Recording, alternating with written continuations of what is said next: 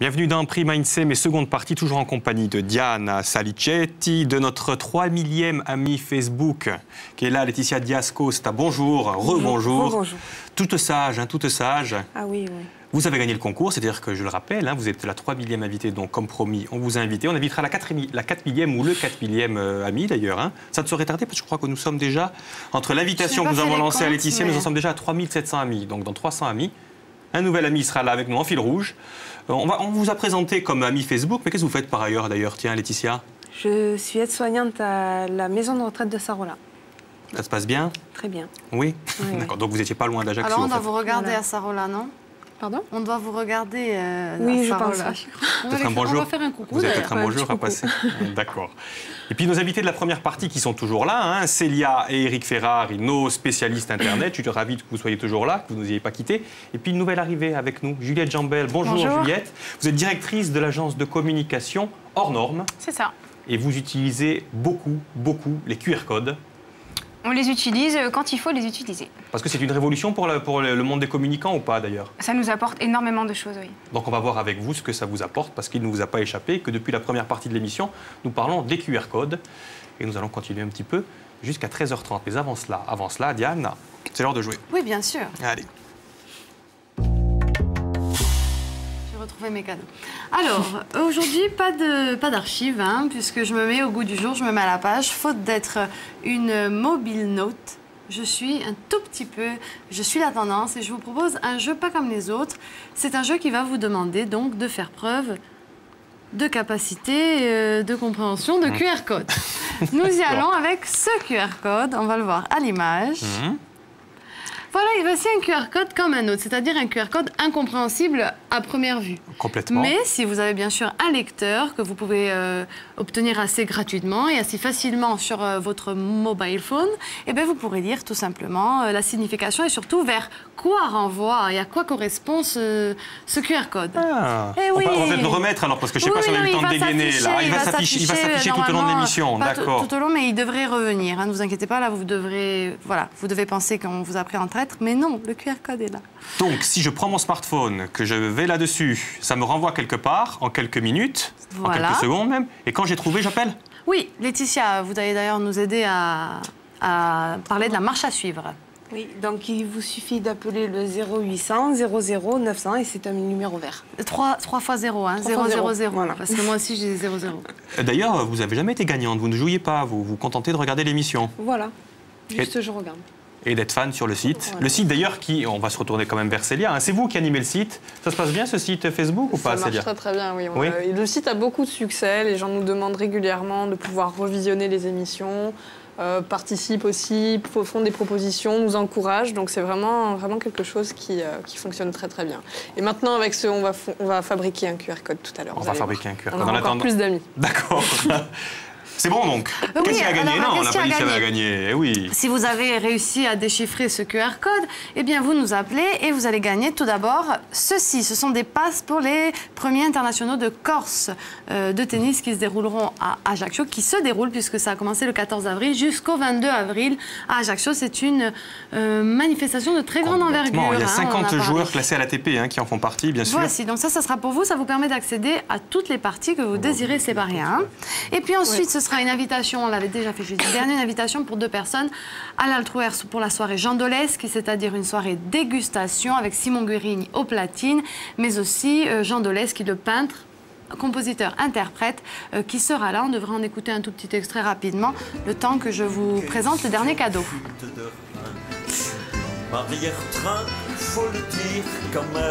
En français? En français et en corse. Ah, en corse. Voilà, tout à fait. Vous avez aussi, si vous me dites là, mais qu'est-ce que je fais? Je ne suis pas à Ajaccio, donc le tennis et l'Altrouer, mini-pipe. Théodore de Nehoff, roi de Corse, c'est l'ouvrage publié aux éditions Albiane et Universidad di Gortica. C'est signé Antoine-Laurent Serpentini. Le voici, je le fais briller. Théodore de Nehoff, dont je parle souvent. C'est clair. Premier roi de Corse et dernier, d'ailleurs, le voici. Un aventurier, d'ailleurs, ça va vous faire découvrir l'aventurier qu'il a été au milieu du 18e. C'est bon. C'est tout, j'ai fini. C'était un peu long, excusez-moi. Non, pas du tout, pas du tout. Il y a beaucoup de choses à gagner. C'est important. Et donc, il est temps pour nous de continuer notre partie innovation du lundi.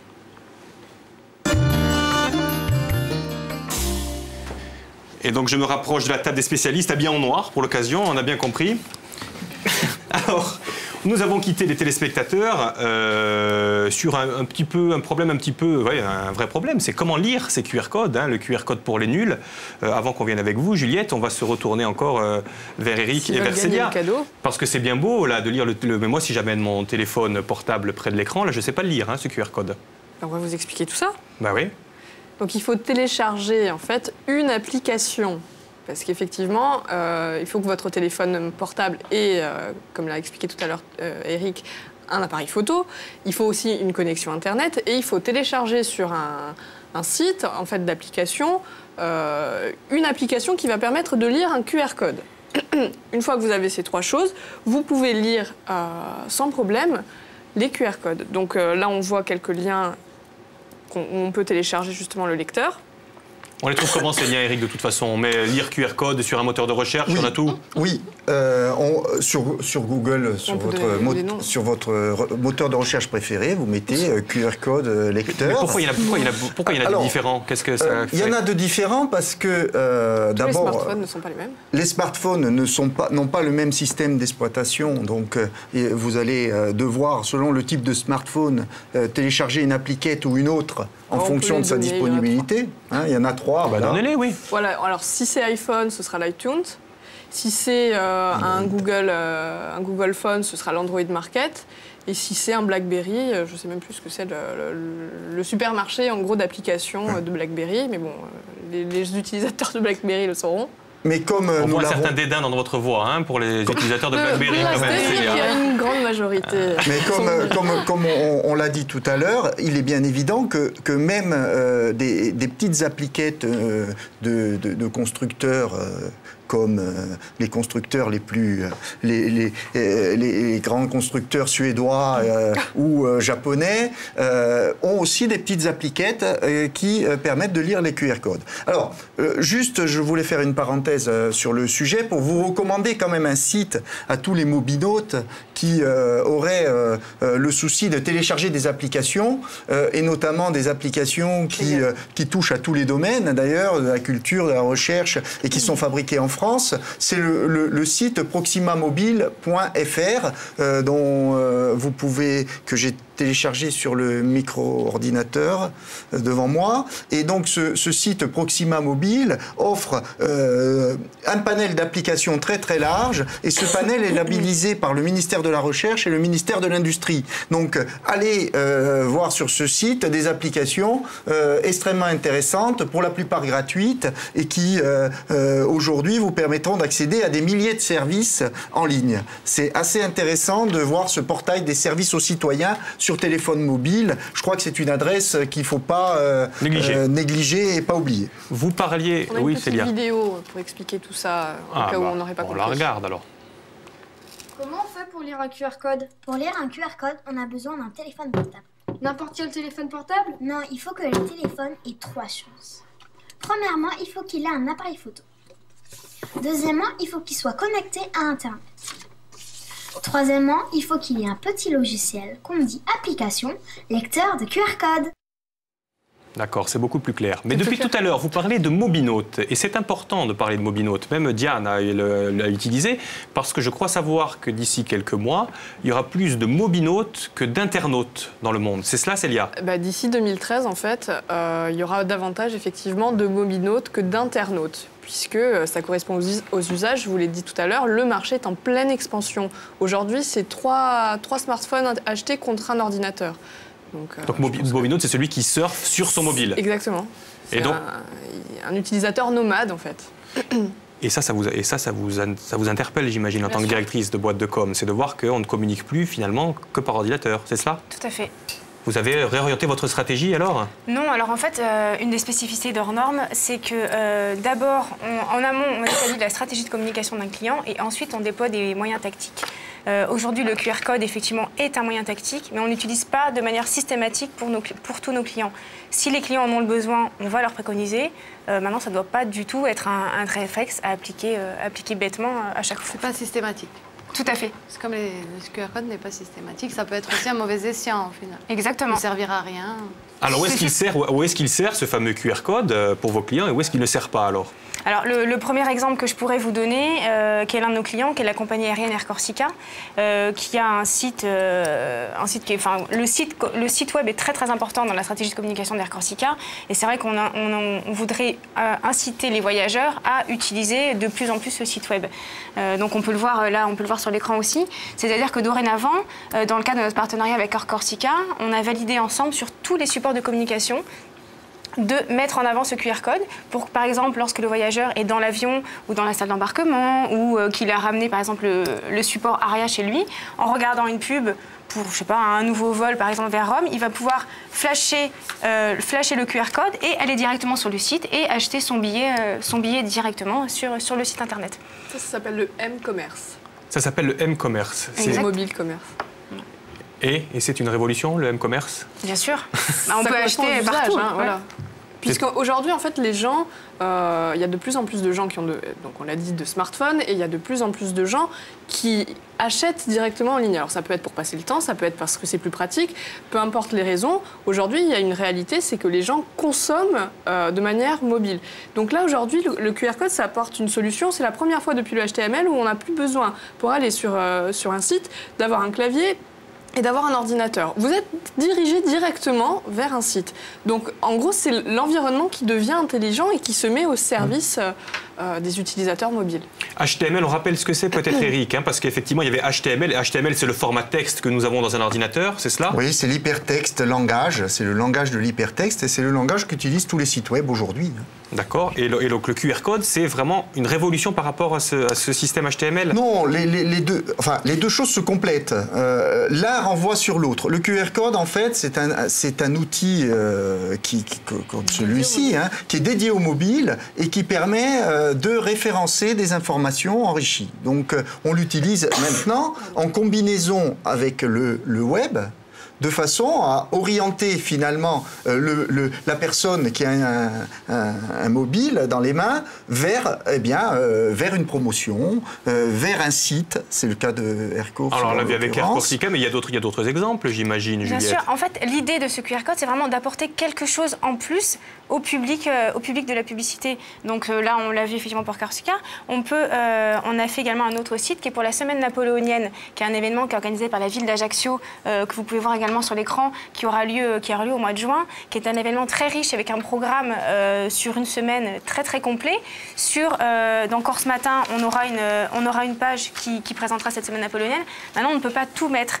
Avec le QR code, les futurs visiteurs en fait, de cette manifestation arriveront sur le site de la Semaine napoléonienne où ils pourront découvrir les acteurs, l'ensemble du programme, les partenaires, ce qu'on ne peut pas encore une fois valoriser sur une simple format papier. Oui, ça vous fait des économies du coup, parce qu'au lieu d'acheter une demi-page, vous achetez qu'un quart de page et vous mettez un QR code aussi. On peut faire ça. On peut imaginer ça. On pourrait imaginer ça, mais c'est pas le but non plus. Vous l'avez pas imaginé. Non, bien sûr. Non, bien sûr. Mais on peut plus la surface est grande, plus l'information est visible pour les spectateurs. Mais pour les journalistes aussi, alors on peut aller plus loin. Un journaliste, il peut écrire son papier, Eric, et puis mettre à la fin un QR code pour dire les infos complémentaires. Tout à fait. Bien sûr. Tout à fait. Et c'est aussi utilisé dans d'autres domaines que ceux de la communication. Pour la valorisation du patrimoine, on peut très bien envisager, pour valoriser un patrimoine, un tableau, que la notice de lecture du tableau soit accessible non pas en lecture sous le tableau en question, mais à travers un QR code, de façon à arriver vers un site web qui met une notice à jour ou vers un format d'une séquence sonore qui explique ce qui est rattaché au tableau. Donc dans le patrimoine aussi, le QR code a du sens dans le sens justement de la valorisation des éléments de patrimoine et une valorisation discrète. Vous aurez plus des fiches posées dans des coins, mais des petits QR codes posés discrètement en bas d'une œuvre qui permettront d'en savoir plus sur l'œuvre en question. On remonte, un QR code, donc c'est ça. On a vu qu'il y avait plusieurs sortes de QR codes. On va remontrer qu'admettons la ville de Bordeaux met des gros QR codes un petit peu partout dans sa ville pour expliquer quoi? L'histoire de Bordeaux? Pour expliquer, alors Bordeaux est un exemple, mais on a énormément de villes qui s'acheminent vers ce type d'information. Bordeaux a lancé une campagne Bordeaux aujourd'hui, Bordeaux hier, et donc à travers les QR codes, quand vous découvrez un espace de Bordeaux, vous avez cet espace photographié en 1912, et de cette façon, eh bien, vous revisitez Bordeaux d'une autre façon. d'une autre façon. Alors, bien évidemment, et je rejoins ce qui a été dit, c'est que le QR code a un usage, il doit correspondre à un vrai besoin, il doit correspondre à une vraie analyse du besoin, et à partir de ce moment-là, il s'applique dans de très nombreux domaines. Oui, mais toujours un bonus, en fait. Toujours un bonus. Il y a quelque chose en plus aux gens et de manière mobile. Mais je vais me faire l'avocat du diable, comme l'a été tout à l'heure Diane dans la première partie. Moi, je peux faire mon QR code, parce que nous avons vu dans la première partie de l'émission que c'est extrêmement facile de faire un QR code. On reverra l'émission sur le net pour ceux qui ont raté le début. Bien sûr, on ne va pas tout répéter. Mais moi, je fais un QR code où je vais mettre des informations pas très sympas. Et je mets mon QR code partout dans la ville. N'importe qui peut lire mon message. Tout à fait. Tout à fait. Tout à fait. C'est répréhensible. Tout à fait. De la même comment façon. On n'est pas obligé de savoir que c'est moi qui l'ai fait.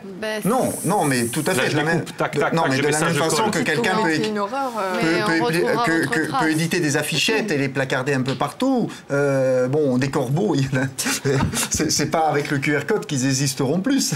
Mais ce que je veux dire, c'est que le QR code, c'est quand même un contenu enrichi directement accessible. Alors, il est évident aussi, par rapport au petit clip qu'on a vu, que la connexion Internet n'est pas vraiment nécessaire. Si vous voulez mettre dans un QR code un texte, uniquement un texte, et qui n'est pas nécessairement relié à une adresse Internet, vous pouvez le faire. Ça veut dire que le QR code peut aussi vous amener de l'information enrichie, c'est-à-dire du texte, dans sa représentation, du texte simple. D'où l'intérêt de pouvoir stocker plus de 13 000 signes. D'où l'intérêt de pouvoir stocker plus de 13 000 signes. Parce qu'on rappelle que c'est l'évolution du code barre. L'évolution du code barre, il y avait combien de signes? Il y avait une dizaine de signes. 13 en fait. 13 signes, et sur le QR code, on peut mettre 13 000 signes. Effectivement. J'ai encore pas mal de questions à vous poser, mais d'abord, on fait une petite pause parce que nous avons un gagnant, figurez-vous. Il y a un type qui est allé avec son téléphone et qui a trouvé le QR code. Diane, c'est à vous tout de suite. Eh oui, alors nous avons un gagnant. Je l'accueille tout de suite sans savoir son nom. Bonjour. C'est un appel d'Ajaccio.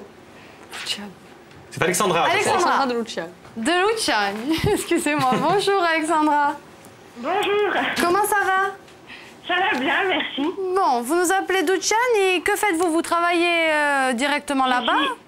Non, je suis infirmière à l'hôpital de Bastia.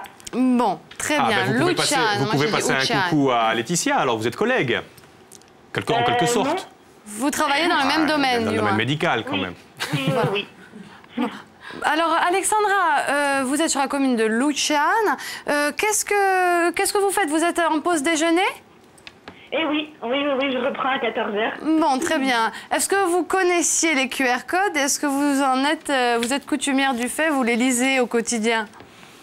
Non, pas au quotidien, j'en avais déjà entendu parler, mais... Bon, et là, vous l'avez mise en pratique, vous avez mis en pratique l'explication de Célia et d'Éric, et vous avez réussi à lire sur quoi vous amenez. Sur quoi vous a amené ce QR code? Alors, sur le site de France 3 Corse, pour aller sur INSEM. Exactement, c'est une excellente réponse, Alexandra. Félicitations.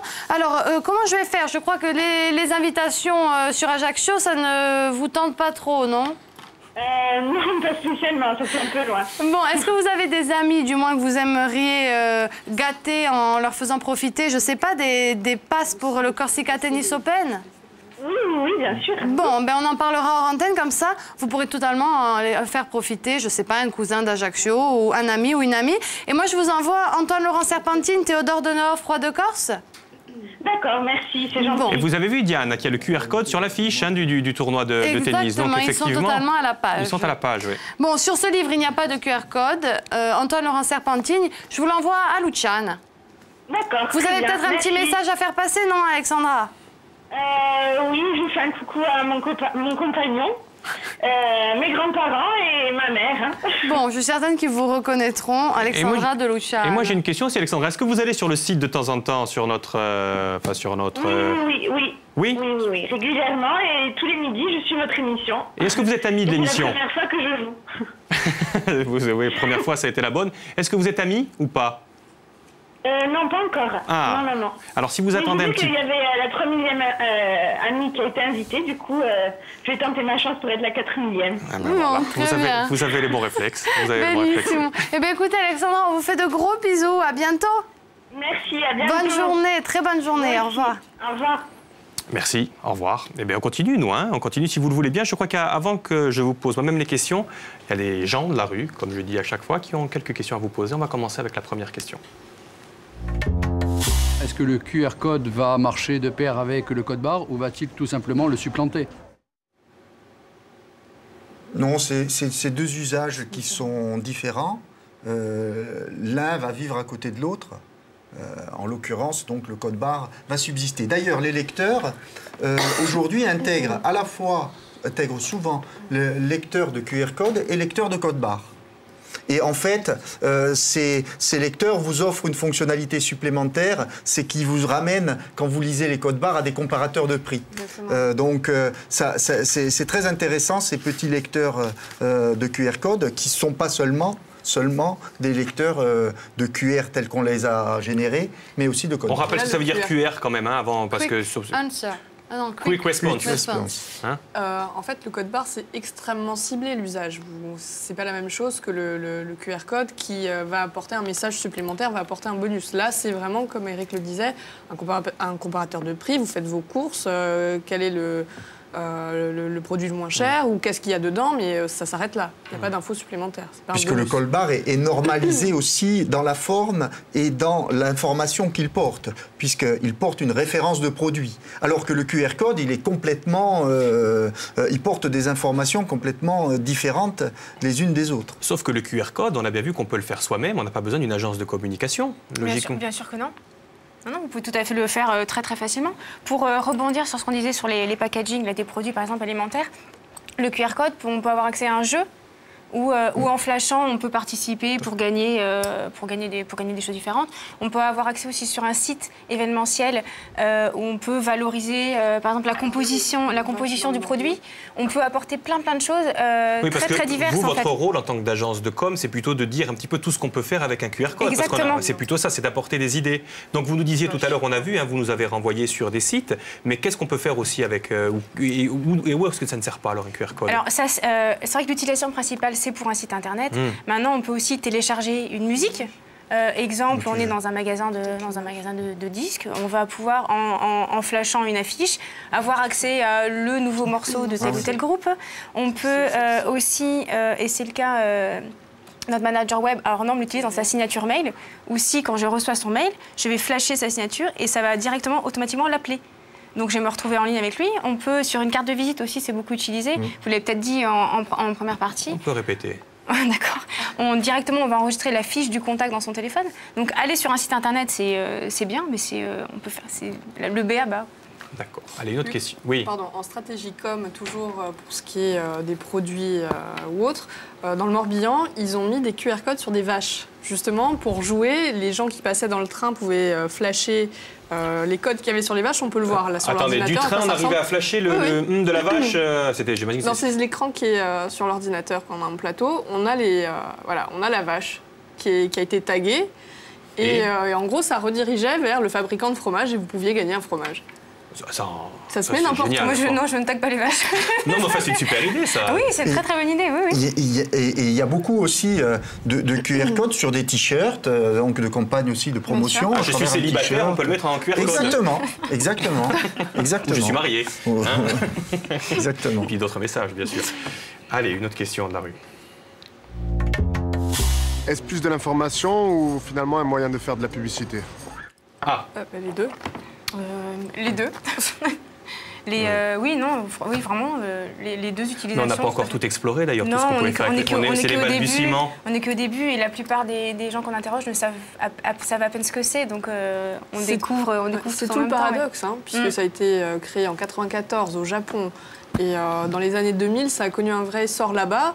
Vous en trouvez à peu près partout, tout le monde sait ce que c'est. Et en Europe, on a attendu 2010 et le problème, en fait, c'est que les mobinautes ne savent pas encore ce que c'est. Donc, on en voit partout. Les gens savent à peu près, mais on n'a pas le réflexe de flasher. En tout cas, vous l'avez vraiment intégré dans une stratégie de com, par contre. Oui, c'est vrai qu'on l'utilise pour beaucoup de nos clients. Dans des chiffres que j'ai, moi, il y a 89% des mobinautes qui ont déjà vu un flashcode, mais seulement 42% qui déclarent l'avoir utilisé une fois. Donc, c'est vrai qu'on a une marge énorme. Allez, la dernière question. Peut-on mettre un QR code sur n'importe quel produit? La preuve, même sur une vache. Oui, Oui, mais alors, allez-y, Eric. Oui, eh bien, c'est ce qu'on disait tout à l'heure. Tout produit est susceptible d'embarquer un QR code Oui, mais alors, pour un usage marketing ciblé, hein, c'est clair.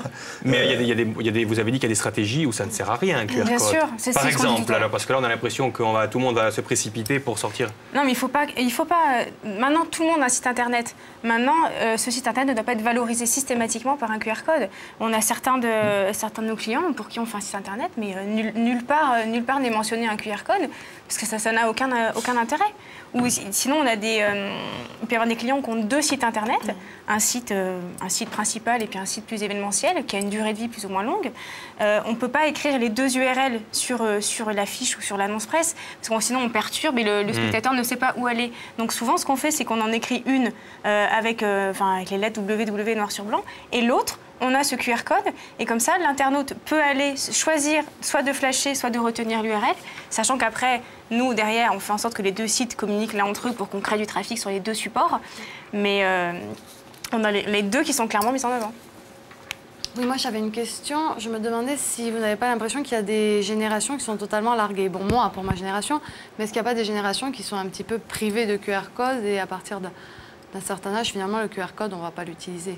Voilà. Ça s'adresse à tout le monde à partir du moment où on a un téléphone mobile, en fait, un smartphone. Mais ces générations-là, c'est quand même plutôt la jeune génération qui va être... Tout le monde a un téléphone mobile, non? Vous avez les chiffres, je crois, il y a le nombre de gens qui ont des mobiles, il y a combien de... Exactement, non, quasiment 100%. Ouais, voilà, c'est...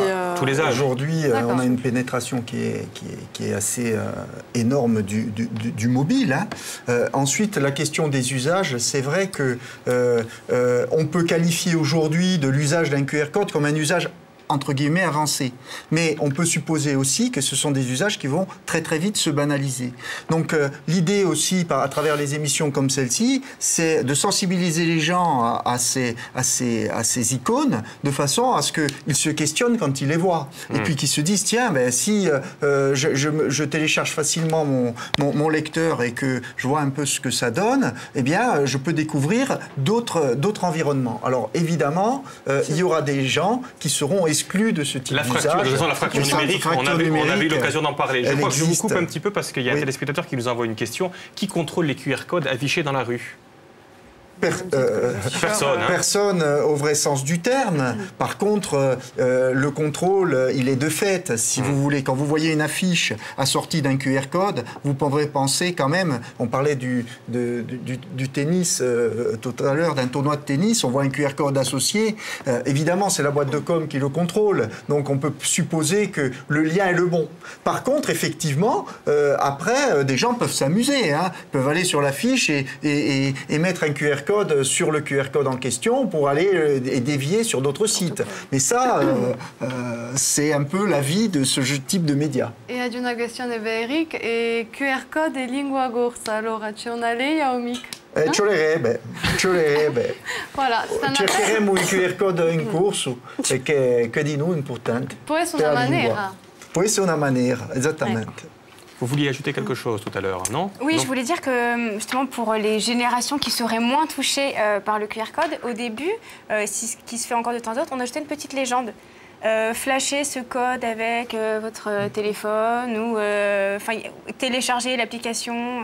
Donc on le précisait. C'est vrai qu'aujourd'hui, on le fait moins parce que ça commence à être entré un petit peu dans les mœurs. Donc les gens maintenant reconnaissent et commencent à savoir un petit peu l'utiliser. Mais on peut toujours avoir cette Moi, je voudrais attirer votre attention sur une différence quand même fondamentale entre le QR code et le flash code, parce que ça n'est pas la même chose. Le QR code, c'est international. Le flash code, c'est une spécificité française. Alors, c'est la première des choses, c'est un nom, parce qu'effectivement, c'est... alors, attendez, l'AFMM, qui est l'Association française de multimédia mobile, qui a déposé ce nom. Donc, dans le nom, on a bien compris ce que c'était, un flash code, on flash le code, ça vous permet à la fois d'être redirigé, de scanner, enfin de faire Ça ressemble à quoi, un flash code? Ça ressemble à un QR code? C'est à peu près la même chose, ouais. Ah, d'accord. C'est un code en 2 dimensions. C'est la même chose au niveau du principe de fabrication. Par contre, il y a une différence fondamentale, c'est que quand vous lisez, vous êtes redirigé directement sur un serveur en fait, qui est hébergé par les 3 principaux opérateurs mobiles français. On oublie le dernier. Mais voilà, ça appartient aussi aux 3 autres. Et quand on génère un flashcode, ça devient payant. Mais le problème, c'est que c'est un petit peu comme le Minitel, c'est vraiment une spécificité. Et vous ne pouvez pas lire un flashcode avec un lecteur de QR code. Alors que... Mais comment on fait la différence entre un flashcode et un QR code? C'est justement là tout le problème. C'est à vouloir être trop français et à vouloir imposer notre système de fonctionnement. Les annonceurs, justement, ont un problème.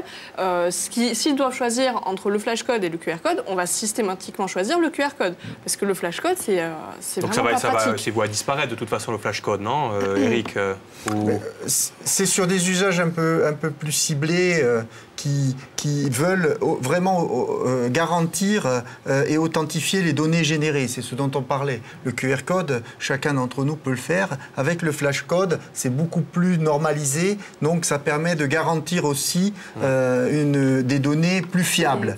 Dans le principe. Il faut un autre lecteur. Mais par contre, il faut un lecteur spécifique. C'est une technologie indirecte. Restons sur le QR code. Alors, et revenons sur une stratégie marketing qui je trouve intéressante pour finir l'émission. C'est sur le PAM de Foley. Qu'est-ce qu'ils ont fait, le PAM de Foley, Célia ou Eric? Je ne sais pas qui est-ce qu'il y a à l'info. Je crois que c'est Célia.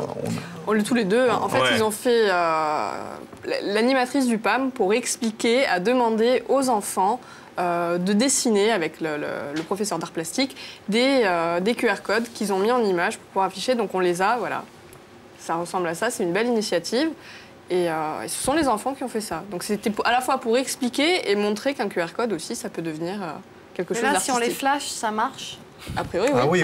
D'accord. Alors vous, en tant que spécialiste, est-ce qu'il y a vraiment... on ne va pas revenir sur la fracture numérique, mais est-ce que la nouvelle génération, elle maîtrise tout ça, Eric? La nouvelle génération va le maîtriser, et c'est d'ailleurs elle qui va initier ses pairs, c'est-à-dire ses parents, à ce type d'usage. On s'aperçoit aujourd'hui, notamment en Corse, que c'est souvent les familles avec enfants qui sont les mieux avertis par rapport aux nouveaux usages émergents. C'est que ce sont les enfants, ce qu'on appelle les générations Y, ceux qui sont nés avec l'ordinateur dans le berceau. Presque. On rappelle pourquoi génération Y avec Célia, pourquoi on appelle ça génération Y? La génération toujours connectée.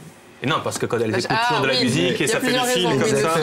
Le fil du MP3, en fait, ça fait un Y sur la poitrine. Et nous autres, nous sommes la génération X. Les vieux. Non, je crois que l'émission ne touche pas encore à sa fin. J'avais l'invité de Philippe. Ah ben oui, mais si. Voilà. Ce soir, Philippe Martinet est à 18h30. Il recevra une chanteuse, une musicienne jazz. Il s'agit de Laïla.